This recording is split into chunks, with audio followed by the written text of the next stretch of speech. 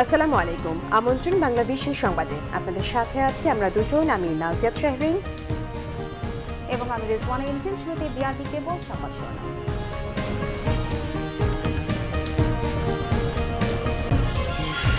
টঙ্গী তুরাগতীরে কাল মাওলানা সাদপন্থীদের আখেরি মোনাজাত, আগামীতে ঐক্যবদ্ধ ইজতেমার আশা ধর্ম প্রতিমন্ত্রীর। হলুদ সাংবাদিকতা গণতন্ত্রের শত্রু, প্রেস কাউন্সিলকে নিতে হবে ওয়াচডগের ভূমিকা, বলেছেন রাষ্ট্রপতি।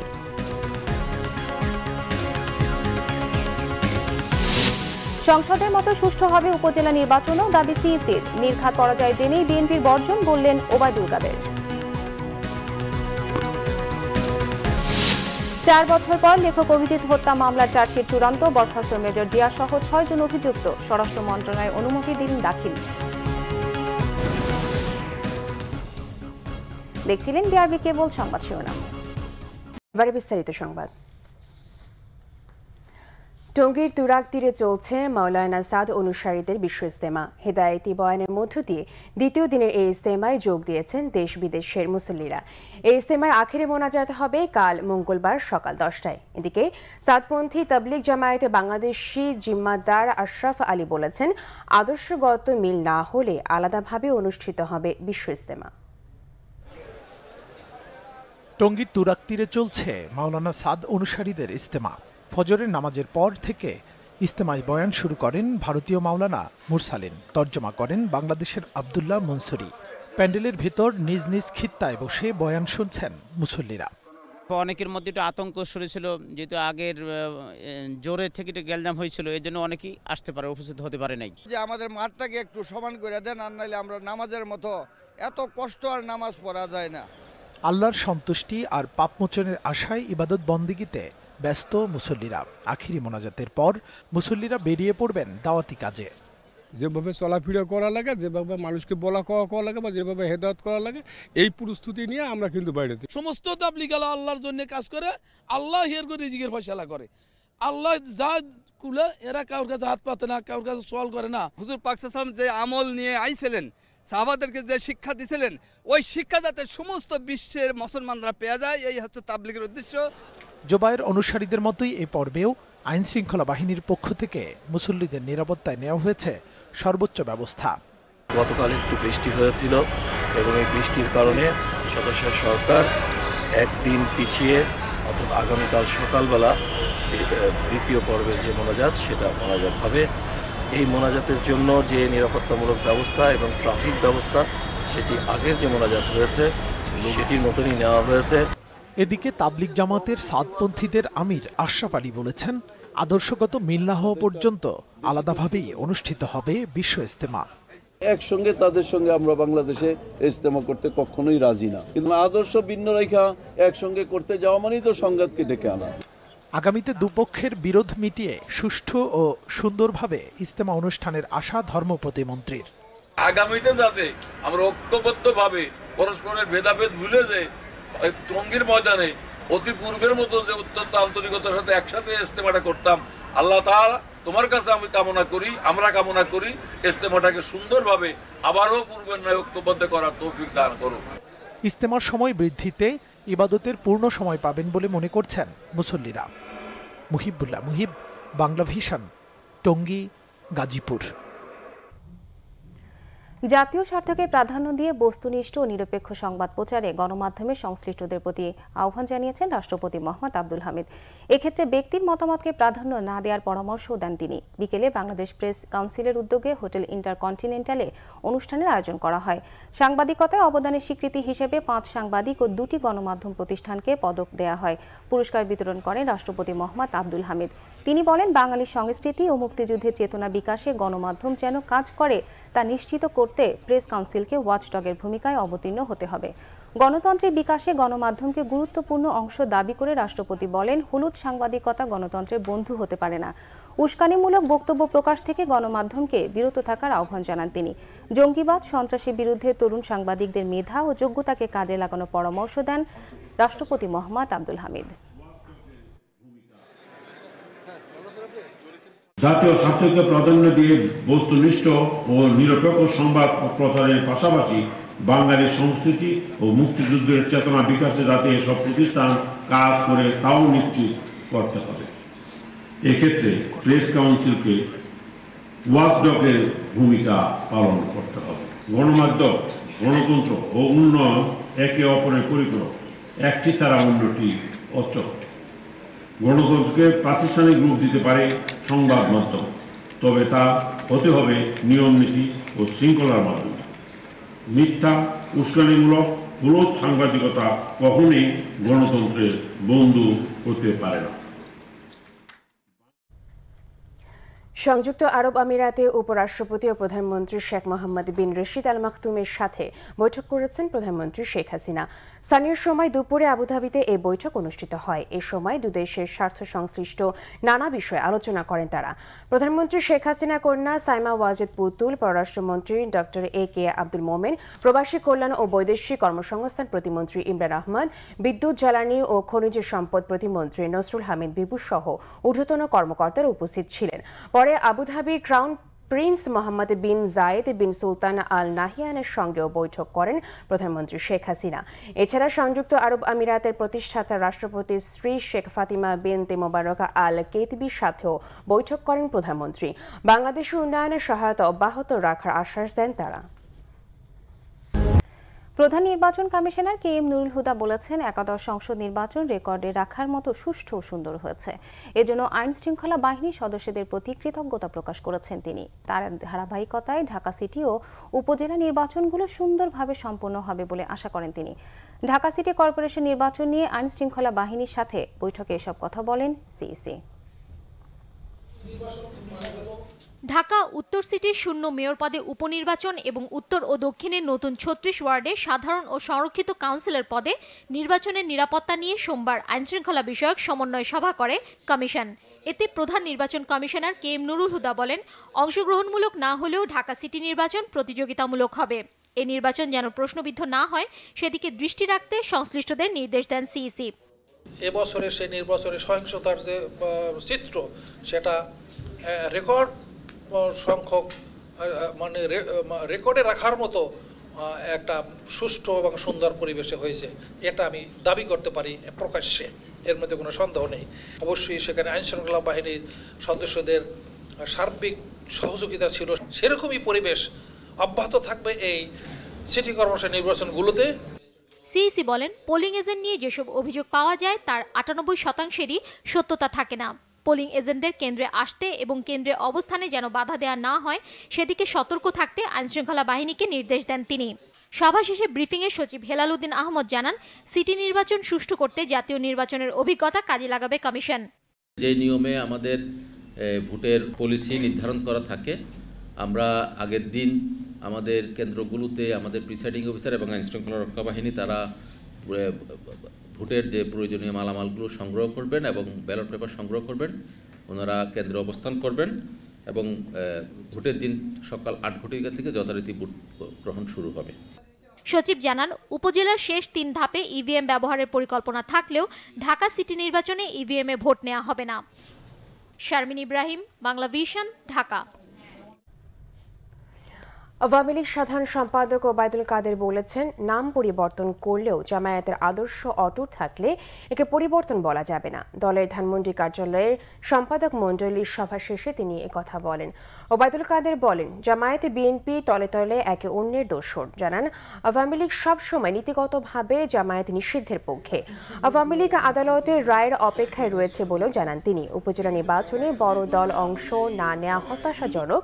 প্রধান নির্বাচন কমিশনারের এমন মন্তব্য তার ব্যক্তিগত মত, তবে আওয়ামী লীগ হতাশ নয় বলে জানান কাদের। তিনি বলেন, জাতীয় নির্বাচনে ব্যর্থতার পর নির্ঘাত হেরে যাওয়ার ভয়ে বিএনপি উপজেলা নির্বাচনে অংশ নিচ্ছে না।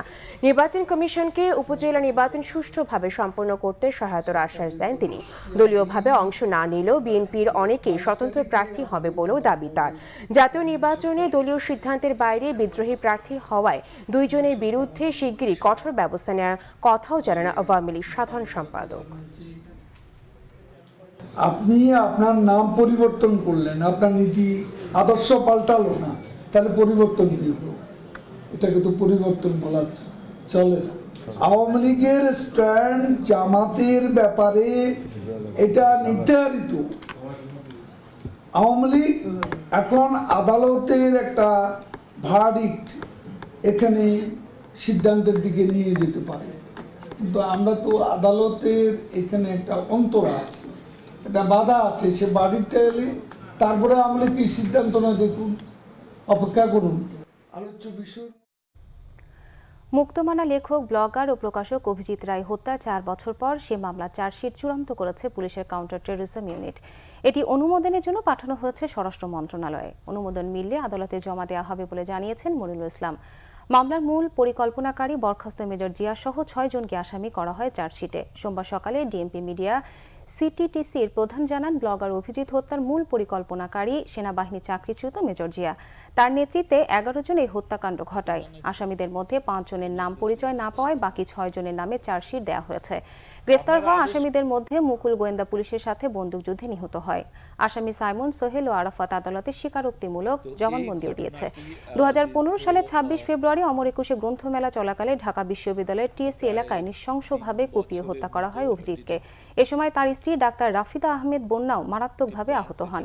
পরে 27 ফেব্রুয়ারি অভিজিৎ রায়ের বাবা অজয় রায় শাহবাগ থানায় একটি হত্যা মামলা দায়ের করেন। 1 বছর আগে এটি তদন্তবার কাউন্টার টেররিজম সন্ত্রাস বিরোধী আইন যেটি রয়েছে এবং পরবর্তীতে যে নীতিমালা হয়েছে সন্ত্রাস বিরোধী নীতিমালা, সেই অনুসারে আমরা চার্জশিট প্রস্তুত করেছি। গ্রেপ্তারকৃত 8 জনের ভিতরে শুধুমাত্র ফারাবির বিরুদ্ধে চার্জশিট দাখিল হচ্ছে, বাকিরা এই মামলা থেকে অব্যাহতি পাচ্ছে। তবে অন্যান্য মামলা যেহেতু তাদের বিরুদ্ধে আছে, তারা হয়তো মানে এই মামলা থেকে অব্যাহতি পেলেও সেইগুলোর তদন্ত ভিন্নভাবে হচ্ছে।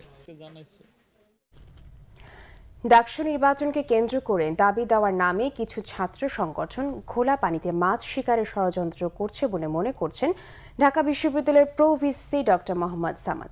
নির্বাচন পেছানোর কোনো যৌক্তিকতা নেই বলেও জানান তিনি। নানা দাবিতে ভিসি কার্যালয়ে ঘেরাওয়ের পর বাম ছাত্র সংগঠনগুলোর নেতারা বলেন, দাবি না মানলে আরও কঠোর কর্মসূচি দেওয়া হবে। 11 মার্চ ঢাকা বিশ্ববিদ্যালয়ের ডাকসু নির্বাচনকে কেন্দ্র করে ক্যাম্পাসে সরব ছাত্র সংগঠনগুলো। মঙ্গলবার থেকে শুরু হচ্ছে মনোনয়ন ফর্ম বিক্রি।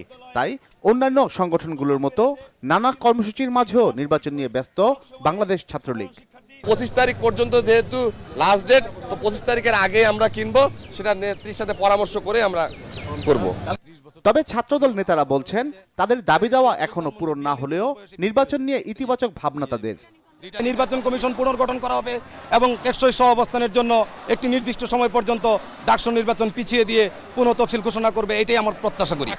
এদিকে প্রগতিশীল ছাত্রজোট ও সাম্রাজ্যবাদ বিরোধী ছাত্র নেতারা একাডেমিক ভবনে ভোট কেন্দ্র স্থাপন সহ বেশ কিছু দাবিতে ভিসি কার্যালয় ঘেরাও করেন। হলগুলোতে যেখানে ছাত্রদের ভীতির একটা কারণ রয়েছে, হলগুলো ভোট কেন্দ্রগুলো হলের বাইরে একাডেমিক ভবনে করতে হবে। আমাদের দাবি রয়েছে সন্ত্রাস দখলদারিত্ব অবসান করে প্রথম বর্ষ থেকেই সকল শিক্ষার্থীকে বৈধ সিটের ব্যবস্থা করতে হবে। গণরুম গেস্টরুম নির্যাতন বন্ধ করে এই যেগুলো হত্যা হয়েছে সেগুলো বিচার করতে হবে।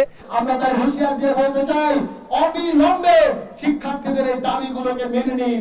সিসির সেই স্বপ্নের সুষ্ঠু নির্বাচন, একতরফা নির্বাচন ঢাকা বিশ্ববিদ্যালয়ের শিক্ষার্থীরা গ্রহণ করবে না। প্রশাসন বলছেন 28 বছর পর ডাকসু নির্বাচন ছাত্র রাজনীতির শুভ সূচনার বহিঃপ্রকাশ। 11 মার্চ আমাদের নির্বাচনের তারিখ স্থির করা হয়েছে। এই ডাকসু নির্বাচন নিয়ে আমাদের শুধু ছাত্র সংগঠন কেন্দ্রিক নয়, জাতীয় রাজনীতির সাথে যারা যুক্ত তারাও নানা রকম চিন্তাভাবনা তাদের আছে এবং এরকমভাবে পিছাতে চাওয়া, নানান দাবি দেওয়া তোলা, এটা একটা ঘোলা পানিতে মাছ শিকারের একটা প্রচেষ্টা তো হইতে পারে। নির্বাচন বানচালের কোনো সম্ভাবনা নেই বলেও জানান প্রভিসি ডক্টর মোহাম্মদ সামাদ। জিয়া খান, বাংলা ভিশন, ঢাকা। অভিজ্ঞতার কারণে শাহজাহান খানকে সড়কে শৃঙ্খলা প্রতিষ্ঠায় করণীয় নির্ধারণী কমিটির প্রধান করা হয়েছে বলে জাতীয় সংসদকে জানিয়েছেন সড়ক ও সেতু মন্ত্রী ওবায়দুল কাদের। জাতীয় সংসদের প্রশ্নোত্তর পর্বে তিনি বলেন, সেই কমিটির প্রতিবেদনে ভালো কিছু সুপারিশ আসতে পারে। এ সময় শাহজাহান খান বলেন, তার ভাবমূর্তি নষ্ট করার জন্য পরিকল্পিতভাবে মিথ্যা অপপ্রচার চালানো হচ্ছে। সংসদের প্রশ্নোত্তর পর্বে এক সম্পূরক প্রশ্নে জাতীয় পার্টির সংসদ সদস্য ফখরুল ইসলাম সংসদের প্রশ্নোত্তর পর্বে ওবায়দুল কাদেরের কাছে জানতে চান, কক্সবাজারের সাবেক আলোচিত এমপি বদিকে দিয়ে মাদক নিয়ন্ত্রণ আর সড়ক নিরাপত্তা নিয়ে নানা রকম উস্কানিমূলক বক্তব্যের জন্য আলোচিত শাহজাহান খানকে দিয়ে সড়কে নিরাপত্তা আনা কতটুকু সম্ভব। জবাবে সড়কমন্ত্রী বলেন, সংশ্লিষ্ট সবার উপস্থিতিতে ও সম্মতিতে শাহজাহান খানকে ওই কমিটির প্রধান করা হয়েছে। সড়ক পরিবহন খাতে তার দীর্ঘদিনের অভিজ্ঞতাই এখানে বিবেচিত হয়েছে বলে জানান ওবায়দুল কাদের। এ সময় আত্মপক্ষ সমর্থন করে শাহজাহান খান বলেন, তার হস্তক্ষেপের কারণে সড়ক ও নৌপথে নিরাপত্তা আগের চাইতে এখন অনেক বেশি। তিনি মাদক ব্যবসা এবং দুর্ঘটনাকে এক কাতারে দাঁড় করিয়ে আমার সম্পর্কে একটি মন্তব্য করেছেন, যা অত্যন্ত দুঃখজনক। তারেক মাসুদের নিহত হওয়ার ঘটনায় সবাই দুঃখিত, আমিও ব্যতীত, আমরাও শোক প্রকাশ করেছি। কিন্তু সেখানে কি বলেছেন তার স্ত্রী প্রধানমন্ত্রীর কাছে বলেছেন, মাননীয় প্রধানমন্ত্রীর কাছে, যে তিনি আপনার বেল পড়তে বলেছেন, যারা নিহত হয়েছেন কেউ বেল পড়েনি। আমি চ্যালেঞ্জ করে বলতে চাই, আমরা এই দুর্ঘটনার জন্য শুধু চালক দায়ী, এই কথা ঠিক নয়। চট্টগ্রামের চাকতার ভেড়া মার্কেট বস্তিতে অগ্নিকাণ্ডে ক্ষতিগ্রস্ত অনেক পরিবার এখনও খোলা আকাশের নিচে অবস্থান করছে। আগুন লাগিয়ে দেওয়া হয়েছিল বলে অভিযোগ ক্ষতিগ্রস্তদের। নাশকতার বিষয়টি খতিয়ে দেখার আহ্বান জানিয়েছেন শিক্ষা উপমন্ত্রী মহিবুল হাসান চৌধুরী। চট্টগ্রামের চাকতায়ে বস্তিতে আগুনের ঘটনায় সব হারিয়ে নিঃস্ব অনেক পরিবার। খোলা আকাশের নিচে মানবেতর জীবনযাপন করছেন তারা। কিছু রাজনৈতিক ও সামাজিক সংগঠন তাদের সাহায্যের হাত বাড়ালেও তা পর্যাপ্ত নয় বলে অভিযোগ ক্ষতিগ্রস্তদের। তাদের অভিযোগ, সরকারি খাস জমি আবারও দখলের পায়তারা করছে দখলদাররা। যাদের ঘর ফুরছে না তারা পাইছে, আর যাদের ঘর ফুরছে তারা কিছুই পাচ্ছে না। পানি পাইলাম না, কিচ্ছু পাইলাম না, আমরা কোনো খানা নাই লনা নাই, আমরা এই জায়গা কোনো ভাড়াটের একটা জিনিসও ওরা বার করতে পারে নাই। 1.5 লক্ষ টাকার জিনিস নষ্ট হয়ে গেছে। আমার দ্বারা নয় যে লাগাইছি, যে কোনো মানুষে লাগাইছি। এদিকে ঘটনাস্থল ঘুরে দেখেছেন শিক্ষা উপমন্ত্রী মহিবুল হাসান চৌধুরী। এ সময় তিনি অগ্নিকাণ্ডে ক্ষতিগ্রস্তদের মাঝে বস্ত্র বিতরণ করেন। অগ্নিকাণ্ডের ঘটনায় গঠিত তদন্ত কমিটিকে নাশকতার বিষয়টি খতিয়ে দেখার আহ্বান জানান তিনি। যেহেতু নাশকতার অভিযোগ এসেছে, সেই বিষয়টা অত্যন্ত গুরুত্বপূর্ণ, কারণ ইতিমধ্যে এখানে এই পারে কিছু নির্দেশনা থাকায় উচ্চ আদালত থেকে সেটা নিয়ে কিছু কাজ হচ্ছিল, এবং এর প্রেক্ষিতে কি কোনো ঘটনা ঘটেছে কিনা সেটা খতিয়ে দেখতে হবে অবশ্যই। কারণ মানুষ এখানে যারা মারা গিয়েছেন তারা কি কোনো নাশকতার শিকার হয়েছেন কিনা সেটা আমরা জানতে চাই। রবিবার ভোরে মহানগরীর চাকতায়ের ভেড়া মার্কেট বস্তিতে অগ্নিকাণ্ডে প্রাণহানি হয় নারী ও শিশুসহ 9 জনের। পুড়ে যায় প্রায় 200 ঘর। Bangla vision news desk. নিচ্ছে সিবিসিটাল সংবাদ বিরতি, সাথে থাকুন, ফিরে এসে থাকছে অর্থনীতিবিদ ও ব্যাংকারদের আপত্তির পরও 3টি ব্যাংকের লাইসেন্স বড় কোনো ব্যাপার নয় বলেছেন অর্থমন্ত্রী। মেট্রো রেলের কাজের জন্য কাল সন্ধ্যা 6টা থেকে 12 ঘন্টা গ্যাস থাকবে না রাজধানীর বিভিন্ন এলাকায়।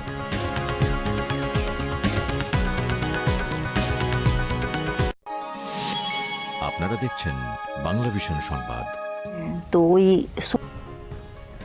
অর্থনীতিবিদ ও ব্যাংকারদের আপত্তির পরও নতুন করে আরও 3টি ব্যাংকের লাইসেন্স দেওয়ার কোনো সমস্যা দেখছেন না অর্থমন্ত্রী আ.হ.ম মোস্তফা কামাল। তার মতে, নিয়ম মাফিক চললে ব্যাংকের সংখ্যা বৃদ্ধি বড় কোনো ব্যাপার নয়। সোমবার সচিবালয়ে সরকারি ক্রয় সংক্রান্ত মন্ত্রিসভা কমিটির বৈঠক শেষে সাংবাদিকদের প্রশ্নের জবাবে অর্থমন্ত্রী জানান, প্রয়োজন ও চাহিদা যাচাই করে নতুন ব্যাংক অনুমোদন দিয়েছে বাংলাদেশ ব্যাংক। তিনি জানান, নতুন ব্যাংকগুলো সম্পর্কে গভর্নরের কাছে খোঁজখবর নিয়ে বিস্তারিত জানাবেন। নিয়মনীতি মেনে গ্রাহকদের সেবা দিলে ব্যাংকের সংখ্যা বৃদ্ধিতে চিন্তিত নন তিনি। অর্থমন্ত্রী জানান, ক্লাসিফাইড লোন দেওয়ার প্রক্রিয়া খতিয়ে দেখতে শিগগিরই বিশেষ অডিটের ব্যবস্থা করা হবে। 2012 সালের রাজনৈতিক বিবেচনায় 12টি বেসরকারি ব্যাংকের লাইসেন্স দেয় আওয়ামী লীগ সরকার। তৃতীয় মেয়াদে ক্ষমতায় আসার 1.5 মাসের মাথায় বেঙ্গল, পিপলস ও সিটিজেন নামে নতুন 3 ব্যাংকের লাইসেন্স দেয়। ব্যাংকের সংখ্যা উন্নীত হলো। বাংলাদেশে কয়টা ব্যাংক আছে এটা বড় ব্যাপার না। ব্যাংকগুলো যদি স্বাভাবিকভাবে চলে, নিয়ম নীতি মেনে চলে, এবং যদি কোনো যা ব্যাংক আছে সংখ্যা দিয়ে কোনো কিছু হবে না। ব্যাংকের কার্যক্রম যদি থাকে, ব্যাংক যদি কোনো যে উদ্দেশ্যে ব্যাংক করা, সে যদি কোনো কাস্টমারদের সার্ভিস দিতে পারে এবং নিয়মের মাঝে দিতে পারে, অনিয়মের মাঝে না, তাহলে ইন দ্যাট কেস নাম্বার দিয়ে আমি কোনোদিনও আমি চিন্তিত না। আগামীকাল সন্ধ্যা ৬টা থেকে বুধবার সকাল ৬টা পর্যন্ত রাজধানীর বিভিন্ন এলাকায় গ্যাস সরবরাহ সাময়িকভাবে বন্ধ থাকবে। এক সংবাদ সম্মেলনে এ তথ্য জানিয়েছে Titas gas transmission and distribution company limited কর্তৃপক্ষ। সংবাদ সম্মেলনে জানানো হয়, মিরপুর, শ্যামলী, মণিপুরিপাড়া, আগারগাঁও, মোহাম্মদপুর, ধানমন্ডি, গণভবন, জাতীয় সংসদ ভবন, কলাবাগান, হাজারীবাগ, ঢাকা বিশ্ববিদ্যালয় এলাকা, বুয়েট, শাহবাগ, গ্রিন রোড, পুরান ঢাকা, বঙ্গভবন, গোপীবাগ, স্বামীবাগ, রামপুরা, বনশ্রী, নন্দীপাড়া, মগবাজার, সিদ্ধেশ্বরী, সেগুনবাগিচা, মিন্টু রোড, তেজগাঁও, খিলগাঁও, বাসাবো, মতিঝিল, কমলাপুর এলাকার আবাসিক, বাণিজ্যিক, শিল্প ও সিএনজি গ্রাহকদের গ্যাস সরবরাহ বন্ধ থাকবে। মেট্রো রেল প্রকল্পের আওতায় পাইপলাইন স্থানান্তরের কারণে গ্যাস সরবরাহ বন্ধ থাকার গ্রাহকদের কাছে দুঃখ প্রকাশ করেছে Titas gas transmission and distribution company limited কর্তৃপক্ষ। সড়ক দুর্ঘটনায় পঞ্চগড়, পটুয়াখালী ও গাজীপুরে ৩ জন নিহত হয়েছেন। আহত হয়েছেন অন্তত ৫০ জন। পঞ্চগড়ে তেঁতুলিয়ায় পিকনিকের বাস খাদে পড়ে ৬ষ্ঠ শ্রেণীর এক শিক্ষার্থী নিহত হয়। এতে আহত হয় অন্তত ২৫ শিক্ষার্থী। পুলিশ জানায়, সকালে তেঁতুলিয়ার রশনপুর এলাকায় বাসটি নিয়ন্ত্রণ হারিয়ে পাশের খাদে উল্টে যায়। অটোয়ারি উপজেলার রসেয়াদিমুখী স্কুল থেকে রশনপুর এলাকায় চা বাগানে যাচ্ছিল বাসটি। এদিকে পটুয়াখালীর পল্লী বিদ্যুৎ এলাকায় বাস উল্টে ১ জন নিহত ও ২৫ যাত্রী আহত হয়েছেন। আহতদের স্থানীয় বিভিন্ন হাসপাতালে চিকিৎসা দেওয়া হচ্ছে। অন্যদিকে গাজীপুরে সড়ক দুর্ঘটনায় নিহত হয়েছেন ১ জন।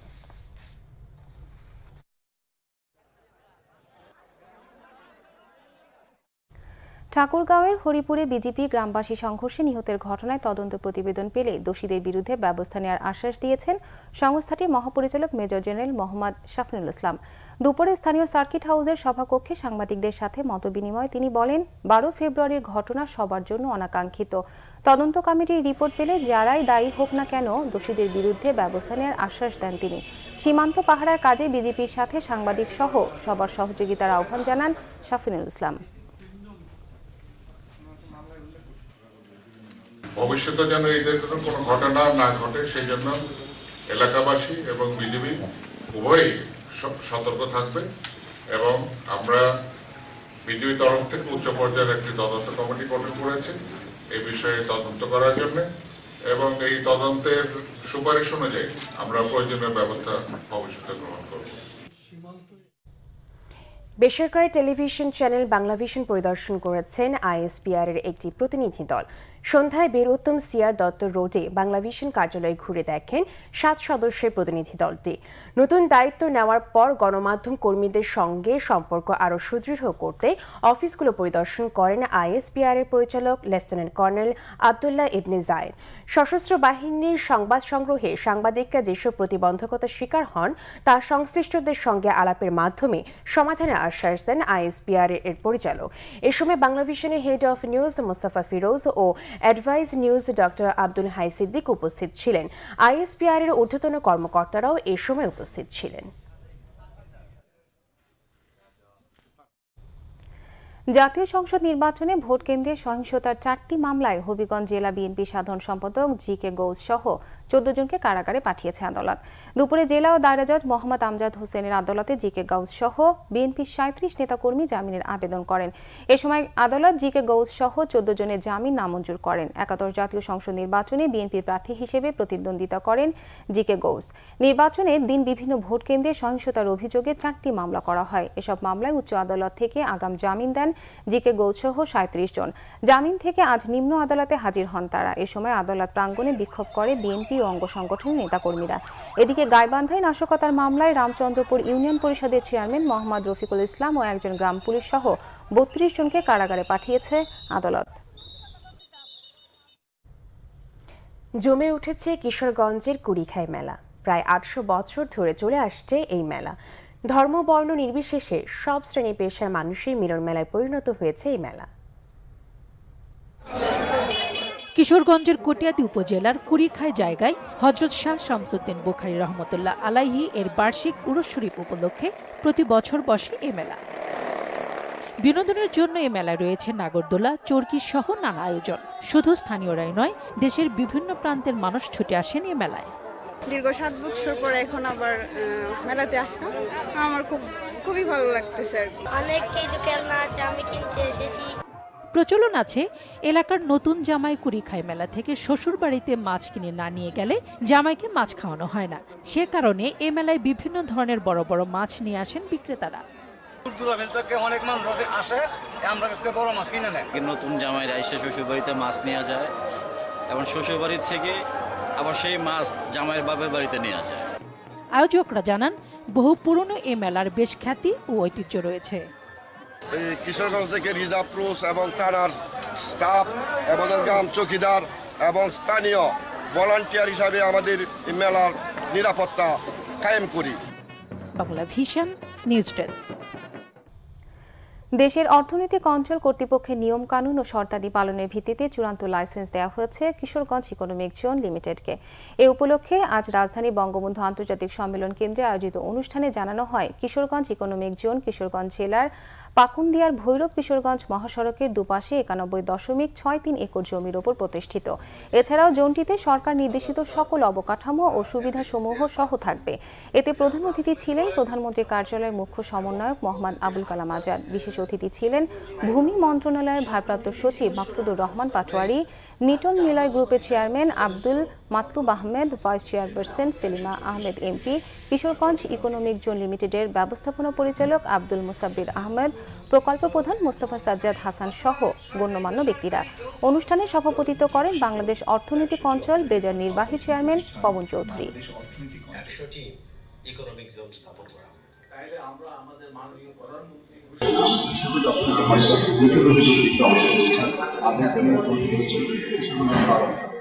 আমরা বিশ্বাস করি এইগুলোর মাধ্যমে কিশোরগঞ্জ অঞ্চলের মানুষের জীবনযাত্রার পরিবর্তন হবে।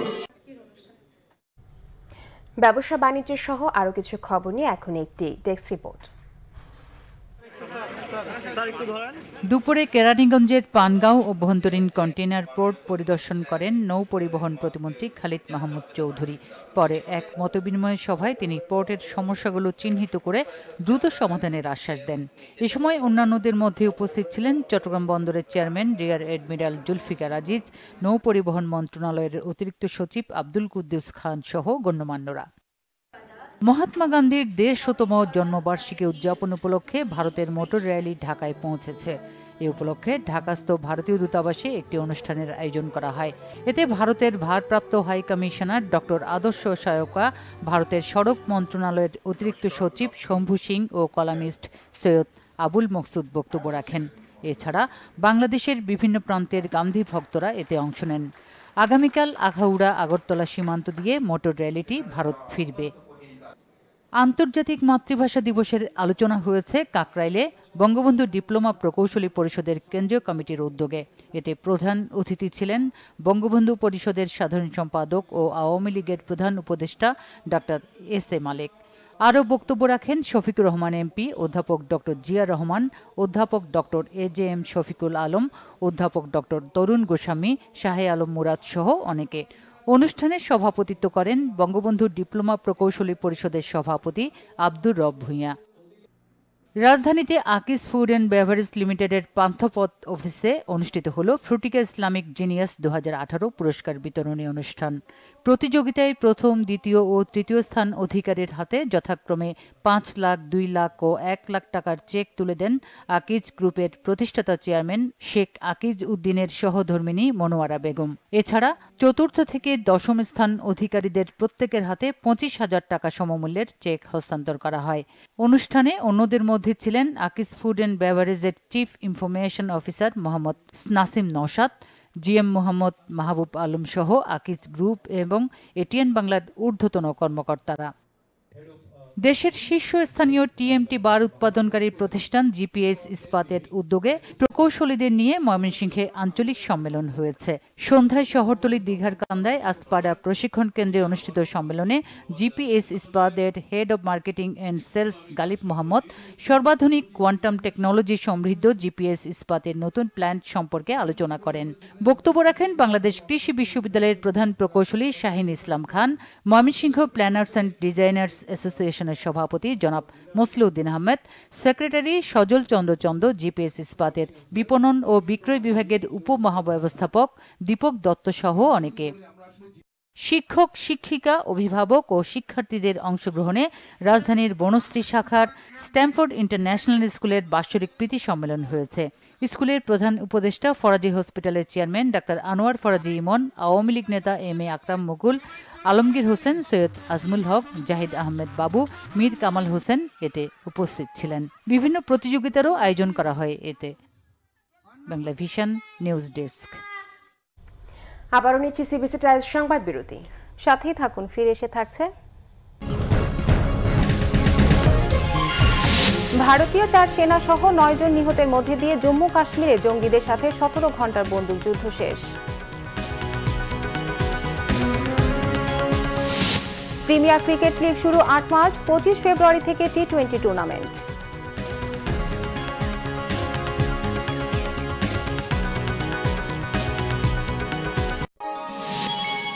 রবিবার রাত 11:25 আবারও স্বাগত বাংলা ভিশন সংবাদে। আমিন জুয়েলার্স আন্তর্জাতিক সংবাদ।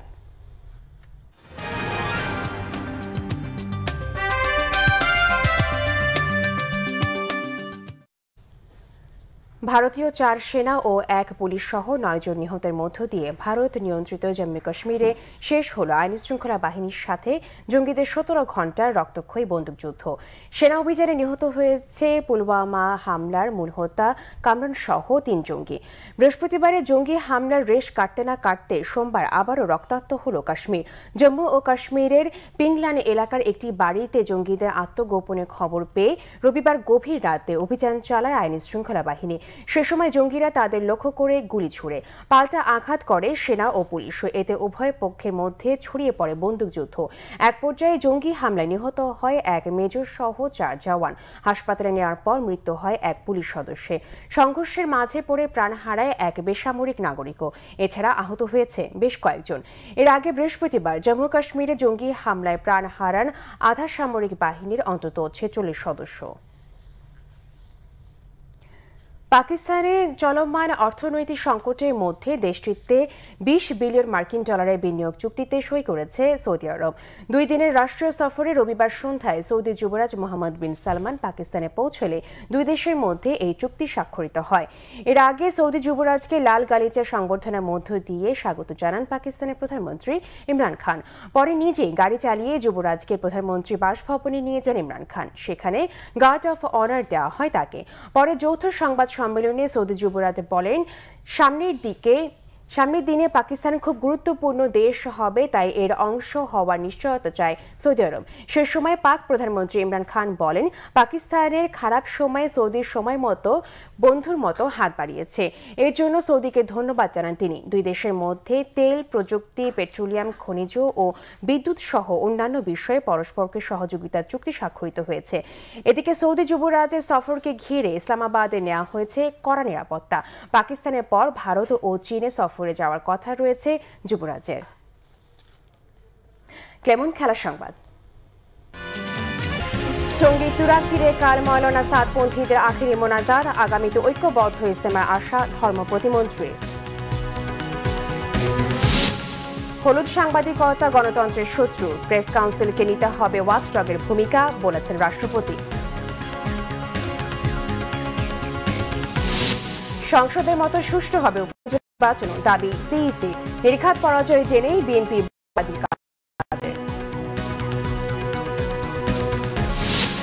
4 বছর পর লেখক অভিজিৎ হত্যা মামলার চার্জশিট চূড়ান্ত, বরখাস্ত মেজর জিয়া সহ 6 জন অভিযুক্ত, স্বরাষ্ট্র মন্ত্রণালয় অনুমতি দিলে দাখিল। এই ছিল এখনকার মতো। পরের সংবাদ রাত 1টায় দেখার আমন্ত্রণ রইল। এছাড়া ফেসবুকে ভিশন সংবাদ সরাসরি দেখতে লগইন করতে পারেন facebook.com/বাংলাভিশনে। এখন সঙ্গে থাকার জন্য ধন্যবাদ সবাইকে।